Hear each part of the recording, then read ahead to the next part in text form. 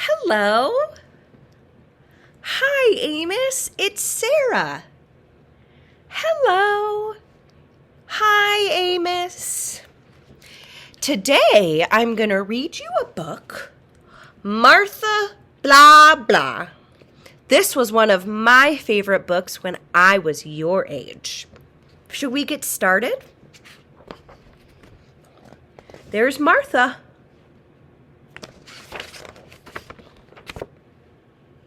Martha was always a great communicator.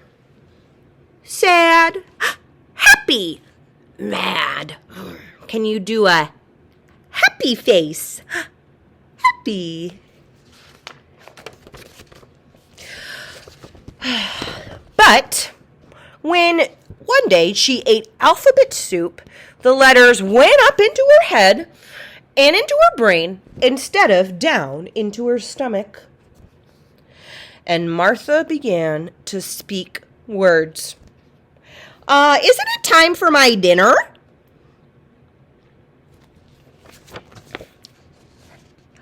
Martha loved letters. She loved words.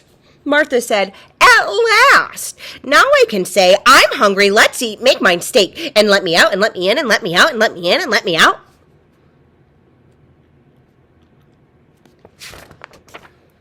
So Martha's family gave her a bowl of alphabet soup every day, and Martha never missed a meal.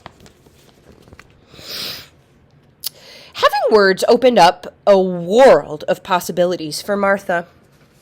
All the employees at the local burger joint knew her well. Welcome to Burger Boy. May I take your order? Yes, 10 plain burgers, no sauce, no buns, said Martha. And the neighborhood dogs depended on her too. Gus says he's about to sneak out, but you know, dogs will be dogs.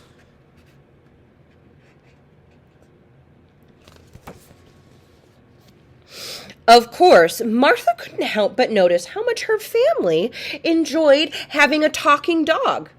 How special they thought she was. "Wow, that's my dog." "What breed is she?" "Ah, yes, she is. What an amazing dog."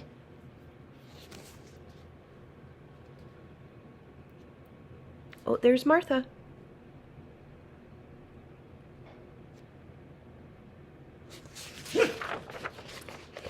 That's Rory.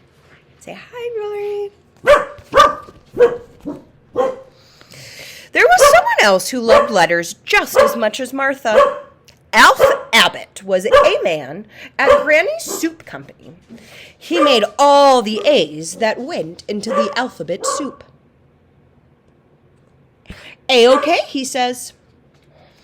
Alf loved his job, and he was good at it. He assumed he would always have it. Unfortunately, the new owner of Granny's Soup Company, Granny Flo, had other ideas. Granny Flo was looking at the portrait of the founder, Granny Elise, when she made an important decision. "Why do we need all the letters to this soup? This is soup, not school." There's old Granny, and here's new Granny. Excuse me. But she was really thinking fewer letters means bigger profits. So Granny Flo summoned her 26 alphabeticians and began to draw letters from a hat. 13 alphabeticians were suddenly out of a job, and one of them was Alf.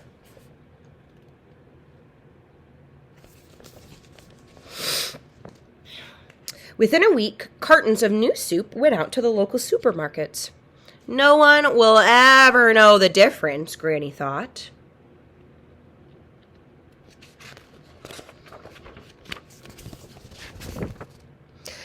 But several days later, after finishing her daily bowl of alphabet soup, Martha said,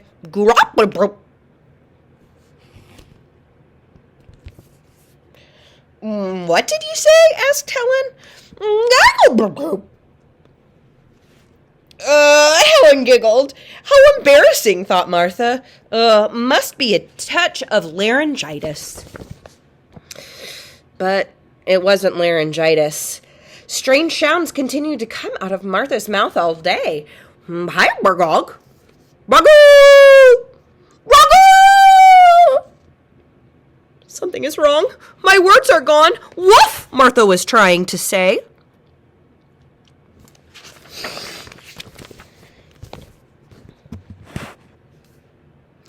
The next day wasn't any better.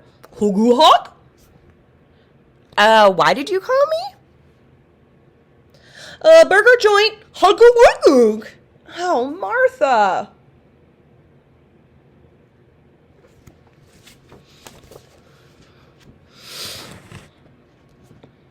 Martha ate bowl after bowl after bowl of alphabet soup, but it was no use.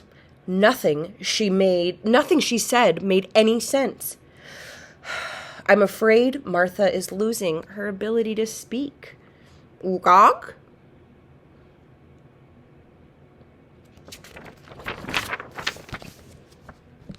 Oh no, Martha thought. She couldn't imagine not being able to talk. No more Burger Boy? No more telephone calls? Just another dog scratching at the door to go out? Oh, look at there, Martha thinking. And what would Martha's family think if Martha lost her letters? Ugh, it's your turn to walk the dog. What dog? Martha's scared that she's going to get forgotten.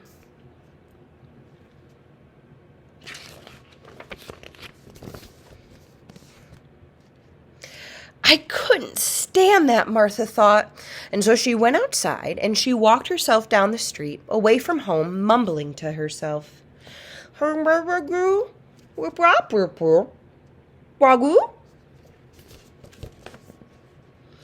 Martha had wandered for a long time when suddenly a familiar scent reminded her how she had missed something important. So she followed her nose. And her nose led her directly to Alf Albert's kitchen, where Alf was heating up a can of soup. Come in, said Alf, who missed his friends from the soup company. He poured Martha a big bowl of alphabet soup. Martha ate her soup happily and without expectations. Well, Alf just gazed up at the bowl in his lap. There it is, he said. A, perfect A. And look at that L. Boy, Lou sure had a way with pasta. Look at there's A's.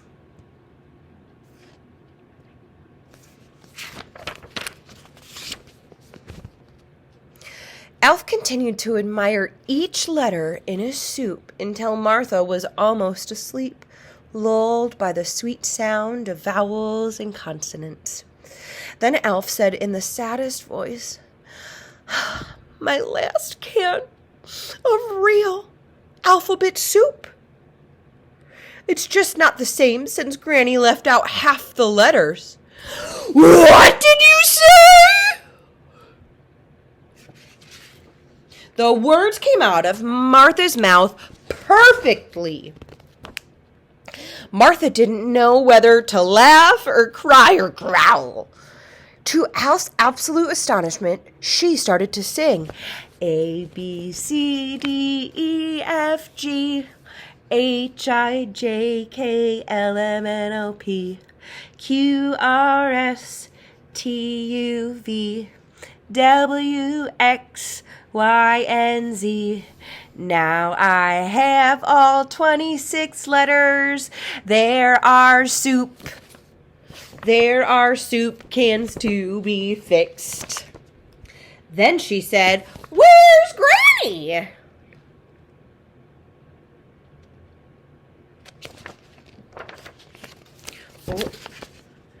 there's Martha running into the soup factory.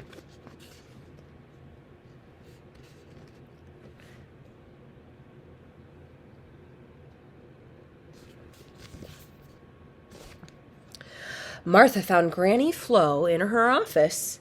She got right to the point. "You broke your promise," said Martha. It's dark. Granny Flo turned around in her chair, but all she could see was Granny Elise's portrait looking back at her. Granny Flo got scared. Did you speak?" she asked in a small voice. Look at it, so dark she can't see Martha here. There's Martha, and there's Granny Flo, and there's new Granny.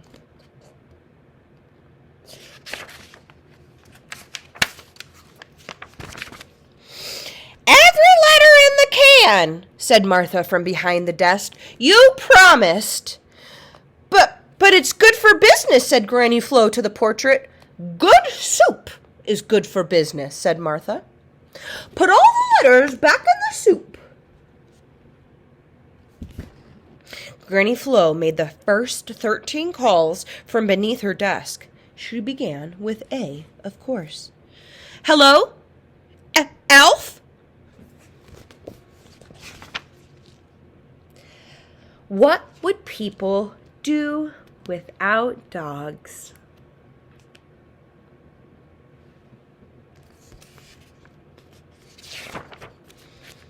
Martha was feeling better in every way when suddenly she heard a familiar voice calling her name.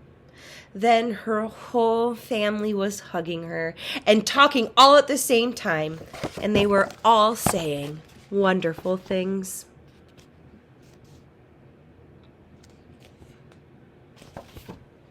And all before Martha could even say a word. "We were so worried about you at dinner. Where were you? We've been looking for you. Martha, our Martha. Are you hungry? Time for dinner."